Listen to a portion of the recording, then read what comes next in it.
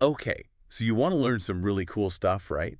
But maybe you don't have like hours and hours to read a whole book. Right. And that's where we come in with this deep dive. We Exactly. do all the reading, Yeah. and then we give you the highlights. Yeah, the need to know information Yeah. without all the fluff, without all Exactly. that extra stuff. So today we're diving into how to teach and learn English language arts. Yes, we are. And we're using The English Teacher's Companion by Jim Burke, Fourth edition. fourth edition. Very important. It is very important, yes. Yes.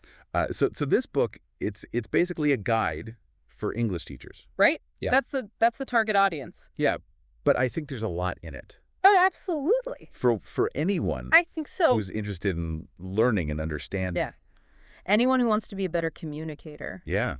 Reader, writer, speaker, listener. Yeah, just a better. Yeah, a better human being. Yeah, Through right. your language. And Jim Burke, he's not just some guy who, sat in an office Right. and wrote this book. He's been in the trenches. Yeah, he's been a special ed A teacher. special ed teacher. Yep.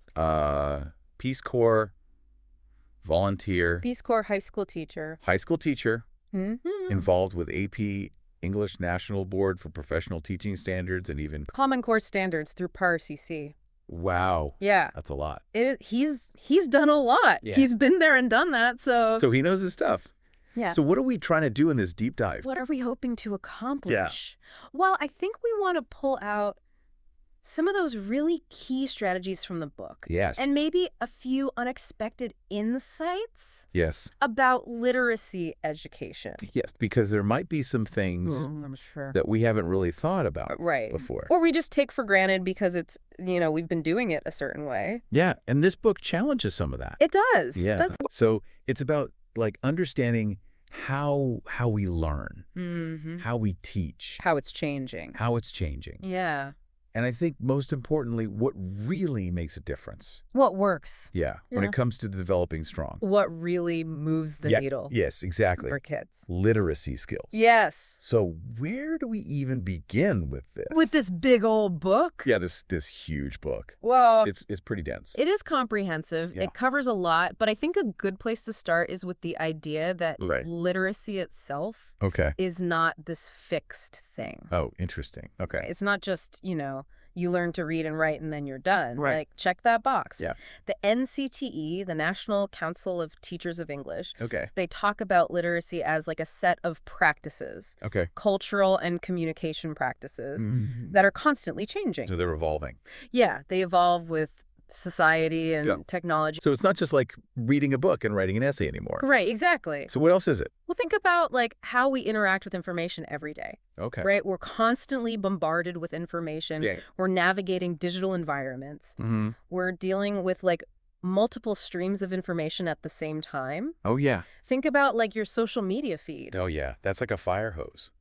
It is, right? It's like drinking from a fire hose. Yeah. And we have to sift through it all Yeah, and figure out what's important, what's credible. Right. And like make sense of it. Yeah, and synthesize it. Yeah. Right. And then we have to be able to create things Right. in these spaces too. Yeah. Right. So we're not just consuming information, we're yeah. producing it as well. Yeah. And it's not just text anymore. Right. Like videos, images, All that stuff. interactive websites, memes. Oh, yeah. Memes are huge. They're a form of communication. They are. They are. Right. And they require a certain kind of literacy to understand, to Totally. interpret. And this what sometimes they're so layered, Oh, they are. and you're like, what is even going on here? Exactly. Yeah. So literacy now involves being able to, critically evaluate all these different forms of communication Right. and also to create and share effectively in these digital spaces. So it's a whole nother set of skills. It is. Yeah. It's not just about like grammar and spelling anymore. Right. It's about being able to navigate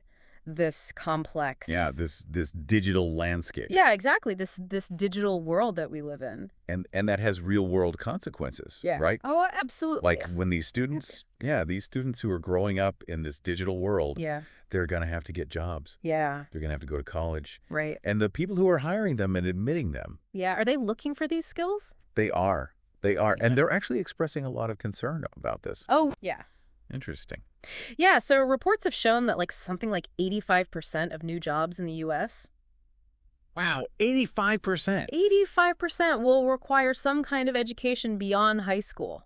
Okay, so that's most jobs. That's most jobs. Yeah. And while reading comprehension is still important, Sure. being able to understand what you read, Yeah. employers and colleges are like really worried about students' writing skills. Oh, interesting. Okay. Yeah, and not just like grammar and spelling, Okay. but like being able to communicate their ideas clearly and effectively in writing. Oh, so like the bigger picture stuff. Yeah, the bigger picture stuff. Like being able to actually write something. Yeah, being able to construct an argument, Okay. to support your claims with evidence, to write in a way that's engaging and persuasive. Okay. Yeah, that makes sense. Right, and they're also concerned about critical thinking skills Mm-hmm. and problem-solving skills. Right, because those are like essential for pretty much any job. For any job, yeah. You have to be able to think critically and Yeah. solve problems. Yeah. And I feel like technology has kind of made us lazy in a way It has in some ways. because we have all the answers at our fingertips. Right. But we don't necessarily know how to think for ourselves anymore. Or how to evaluate the information that we're finding. Right? Exactly. Right? Is it credible? Yeah. Is it reliable? Yeah. And so like, are schools doing enough to teach these skills? That's the big question. Yeah. Right? And there's a worry Okay. that a lot of emphasis on like rote learning, Oh, just memorizing stuff? just memorizing stuff, Yeah. might actually be hindering creative thinking. Oh, wow. I mean, Yeah, so like if you're so focused on just memorizing facts and figures, right. you're not really developing those higher order thinking skills Right. Right. that you need to be successful in the 21st century. And I think that's kind of scary, right? Because like what you were saying before about most jobs now requiring more than just a high school diploma. Right. Like if we're not preparing students for that, Mm-hmm. then what are we doing? Yeah, what are we doing? It's a big question. Yeah, so how do we fix that? Well, Burke talks about this idea of academic literacy, All right. and it's not just about doing well in school. Okay. It's about like cultivating a mindset of lifelong learning. Ooh, I like that. Right. So it's not just about like getting the grade. Right. It's about developing the skills and the habits of mind Right. that will allow you to be a learner Okay. for your whole life. Yeah, that makes sense. And the futurist, Alvin Toffler, Okay. he had this great quote. He said, "The illiterate of the 21st century will not be those who cannot read and write, Okay. but those who cannot learn, unlearn, and relearn." Oh, that's good. Right. It's so true. Because the world is changing so fast. Yeah, like what we were talking about before with technology. Exactly. And how it's like constantly evolving, Yeah. and we have to be able to keep up with that. We have to be able to adapt Yeah. and learn new things and unlearn things that are no longer relevant. Yeah. And that's like a skill in and of itself. It is right. Like being able That- to, Be flexible, be Yeah. adaptable. yeah. And I think that's something that, we need to be teaching in schools. Absolutely. Yeah. And Burke talks about like the cognitive demands of academic work, Okay. right? Like it's not easy to learn. Oh. It's not easy to think critically, Right. to solve problems. Right. It takes effort. It takes effort. Yeah. And it takes a certain set of skills and a Right. certain mindset. Right. And so educators are really focused on trying to make those demands more transparent for Mhm. both teachers and students. So like demystifying the process. Yeah, exactly. Like breaking it down Yeah. into smaller steps Right. and making it more explicit. Right. So that students can actually understand what's expected of them. Exactly. Yeah. Okay. So what are the like key areas that we should be focusing on? If we're trying to prepare students for college, Yeah. like what are those specific skills? Yeah. What did that look like? So Burke outlines several crucial areas. Okay. And it's not just about writing. Okay. But let's start with writing. Okay. That's a big one. Okay. So in terms of writing, he talks about being able to generate your own ideas, Okay. like coming up with your own topics, Yeah. your own arguments. That can be hard. It can be very hard, Okay. especially for students who are used to just being told what to write about, Right. right? So being able to come up with your own ideas is huge. Okay. He also talks about following a writing process. Okay. So not just like sitting down and writing the whole paper in one go, Right. but like going through a process of pre-writing and drafting and revising and editing, Yeah, that makes sense. right? And being able to produce analytical papers. Okay. So papers that are well supported by evidence Right. that make a clear argument Mm-hmm. and that are persuasive. Right. And he talks about using rhetorical strategies. Okay. So like knowing how to use language effectively to Yeah. persuade your audience Mm-hmm. and writing with clarity and coherence, Yep. right? So that it's actually readable. Right. So that it actually makes sense. Yeah. And adhering to ethical writing practices. Oh yeah, like no plagiarism. No plagiarism, citing your sources properly. Right, right. all of that good stuff. So it's like the whole package. It is, yeah. Okay. But it goes beyond writing. Okay, so what else? So he talks about being an active listener. Okay. So not just like hearing the words, Right. but like really paying attention Okay. to what's being said Mm. and being able to engage in discussions Okay. respectfully. Oh, yeah. That's important. Right, even when you disagree with someone. Yeah. Being yeah. able to have a civil conversation. Yeah. And he talks about intellectual curiosity. Mm. So like being interested in learning new things. Right. Asking questions. Yeah. Exploring different ideas. Yeah, and not being afraid to... To be wrong. Yeah, yeah. Or to challenge your own beliefs. Right. Right? And being willing to experiment. Okay. Trying new things. Yeah. Taking risks. And considering different viewpoints. Yes. Okay. Right. So not just like staying in your own little bubble, Yeah. but like being open to hearing other perspectives. Right, even if you don't agree with... Even if you don't agree with them. Yeah. And being able to challenge your own beliefs. Right. Right. Like really interrogating your own assumptions. Yeah. And seeing if they hold up. And that's like a lifelong process, right? It is. It is. Yeah. And being able to participate in intellectual discussions. Okay. So discussions that are about ideas. Right. And not just about like gossip or, whatever. Right, right. And being able to ask provocative questions. Ooh, I like that. Right. Questions that make people think. Yeah. Questions that challenge the status quo. Yeah, that's so important. It is. It is. Because I think a lot of times we just accept things as they are, Right. and we don't really question them. Yeah. And that's how we end up with, problems in the world. Absolutely. Yeah. So being able to ask those tough questions Yeah. is really important. Okay, so this is like a pretty comprehensive set of skills. Yeah, it is. It's a lot. Yeah, it's not just about, reading and writing and arithmetic anymore. Right. It's about so much more than that. Yeah, it's about like being a well-rounded human being. Exactly. Yeah. And a contributing member of society.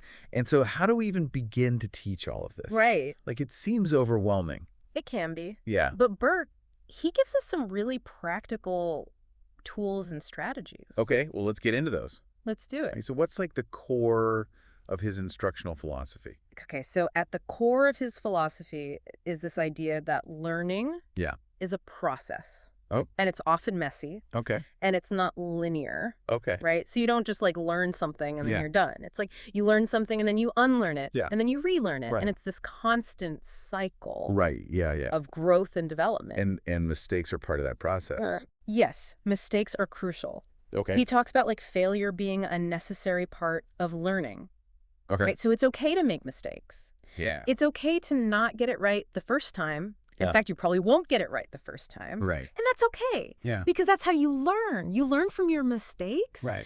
And you try again. Yeah. And you keep trying until you get it right. And that's resilience. And that's resilience. Exactly. Okay, so he's saying that like learning is not just about acquiring knowledge. Right. It's about learning how to learn. Exactly. Like developing those metacognitive skills. Right. Right. Being able to think about your own thinking Mm. and to monitor your own learning Okay. and to adjust your strategies as needed. Okay. Okay, so how do we teach that? How do we teach kids to learn how to learn? Yeah. Well, he aligns his philosophy very closely with the National Research Council's key findings on learning, which emphasize the importance of building on students' prior knowledge.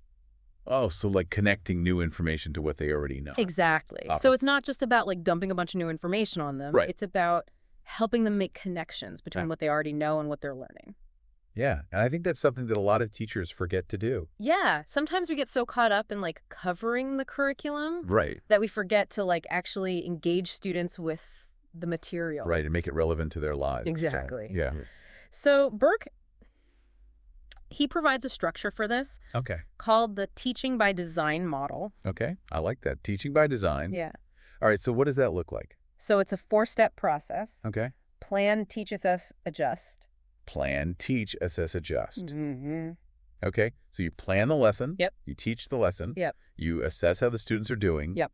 And then you adjust. You adjust based on that assessment. Okay, so it's like a cycle. It's a cycle. It's Yeah. not like you plan it once and then you're done. Yeah. You're constantly assessing and adjusting Right. based on the needs of your students. Okay. So it's very like responsive. Very responsive. Yeah. Very student-centered. Okay, I like that. Yeah. All right, so are there any like common pitfalls that teachers fall into? Oh, yeah. Even if they're experienced? Even if they're experienced, Oh. because sometimes we get stuck in our ways. Right. Yeah. So Burke identifies two big ones, Okay. elementitis and aboutitis. Elementitis and aboutitis. Mm-hmm. Okay. Those are great words. They are. All right. So what is elementitis? So elementitis is when you focus too much on isolated elements Okay, of a right. skill Okay. without giving students the opportunity to actually apply those elements in a meaningful context. Okay. So like what would be an example of that? So like think about grammar. Okay. You could spend weeks drilling grammar rules Right. in isolation, Yeah. Like diagramming sentences. diagramming sentences. Yeah. Memorizing parts of speech. Yeah. But if you never actually ask students to write anything, Right. they're not really learning how to use grammar. Right. They're just learning about grammar. They're just learning about grammar. Yeah. Yeah. Okay. And what about idatus? So aboutitis is when you teach about a topic Okay. instead of actually doing it. Okay. So like let's say you're teaching a novel. Okay. You could spend a lot of time talking about the historical context, Right. the author's biography, Yeah. the literary criticism. Right. But if students never actually read the novel, Yeah. they're not really getting anything out of it. They're not experiencing the novel. They're not experiencing the novel. Right. They're just learning about it. Yeah. Yeah. Okay. So it's about like striking a balance. Striking a balance Yeah. between like the knowledge and the skills Right. and the application. Right. Right? So it's not just about knowing stuff. Right. It's about being able to do stuff Yes. with that knowledge. Yeah. Okay, so how do we avoid these pitfalls? So Burke gives us 10 elements of effective instruction. 10 element. 10 elements. Okay. And they're all important. But I think one of the most foundational elements Okay. is creating a safe and supportive learning environment. Oh, that's so important. It is so important. Yeah. Because if students don't feel safe, Right. they're not going to take risks. Right. They're going to be afraid to make Like, mistakes. you're going to be afraid to ask questions. They're Yeah. not going to be able to really engage with the material. Yeah. So creating that safe space Yeah. where students feel comfortable Yeah. taking risks, Yeah. making mistakes, Yeah. asking questions. And knowing that they're not going to be judged. Exactly. Yeah, that's so important. It's crucial. Yeah, and I think that's something that, sometimes we as teachers forget. Mm. Like we're so focused on the content Yeah. that we forget about the student. Well, and humans. The humans, yes. Yeah. Okay, so can you give us like a concrete example of how all of this comes together in the classroom? Sure. So Burke, he provides an example of a week-long instructional sequence Good. for teaching the kite runner. Okay. So it starts with discussions Okay. designed to activate prior knowledge Okay. and to generate initial ideas and connections. Okay. And then there's explicit instruction in relevant skills. Okay. So like whatever skills they're going to need to be successful with this unit, Mm-hmm. whether it's like reading comprehension strategies Oh, or yeah. writing skills or whatever. Yeah. And then there's a variety of writing activities Okay. that allow students to apply those skills Right. in a meaningful context. Mm-hmm. And throughout the week, there's this focus on connecting the text to larger questions Oh. and themes. Okay, so it's not just about like reading the book Right. and then writing an essay about it. It's about like making connections to the real world, Right. to their own lives, Yeah. to bigger ideas. Right. And that's how you make it engaging for students. Exactly. So this is all sounding really good. Good. But now let's actually talk about the writing process itself. Okay, let's do it. So what are some of the key insights that Burke offers on teaching students how to write effectively? Okay, so one thing he emphasizes is this framework Okay. that he calls FODP. FODP. FODP. All right. I love a good acronym. Ye too. So what does it stand for? Focus, organization, development, and purpose. Focus, organization, development, and purpose. Mm-hmm. Okay, so these are the 4 elements of good writing. Yes. Okay. So focus meaning... Like, what's the main idea? Okay. What's the thesis? Right. What's the point you're trying to make? Okay. Organization is like, how is the writing structured? Okay. Is it logical? Mm-hmm. Is it easy to follow? Right. Development is like, how well are the ideas supported? Okay. Is there enough evidence? Mhm. Is it convincing? Okay. And purpose is like, why are you writing this? Okay. What are you trying to achieve? Yeah.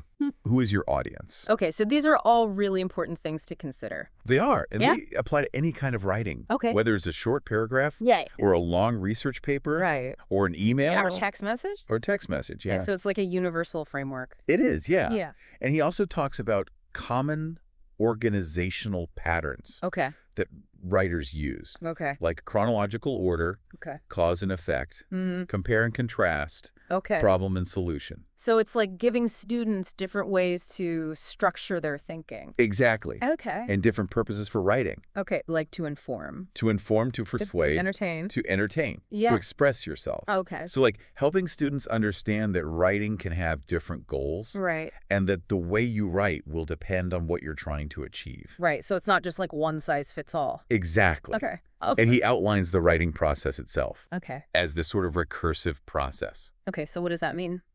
So it means that you don't just like do one step Okay. and then move on to the next step. Great. You might go back and forth between steps Okay. as needed. Yeah. So the steps are generating ideas, Okay. organizing those ideas, Mhm. drafting the text, Okay. revising the text, Mhm. proofreading and publishing. Okay. And publishing doesn't necessarily mean like sending it to a publisher. Right? It could just mean like sharing it with your classmates or Mhm. putting it up on a blog or Yeah. something like that. Oh, yeah. So it's just like getting your work out there Right. into the world Yeah. for an audience. Okay, so generating ideas, that's like the first step. Yeah. And that can be really tough. It can be so hard. Yeah. Especially for students who are like, I don't know what to write about. Right. Like, give me a topic. Yeah. So he gives a bunch of different pre-writing techniques Okay. and idea generation techniques. Yeah. Okay, what are some of them? So there's free writing, Okay. where you just like write whatever comes to mind Okay. without worrying about grammar or structure. Okay. Just like getting the ideas out. Yeah, just like a brain dump. Yeah, brain dump. Yeah. And then there's listing, Okay. where you just like make a list of ideas. Mm-hmm. And then there's looping, Looping. which is kind of cool. Okay. So you start with like a key idea, Okay. and then you just like keep writing about it Okay. and exploring it from different angles. Mm-hmm. And then you like circle back to your original idea Oh, and yeah. see how it's evolved. Oh, interesting. Yeah. Okay. And then there's brainstorming, Okay. which can be done individually or in groups. Mm-hmm. And he talks about using online tools Oh, yeah. for brainstorming. Like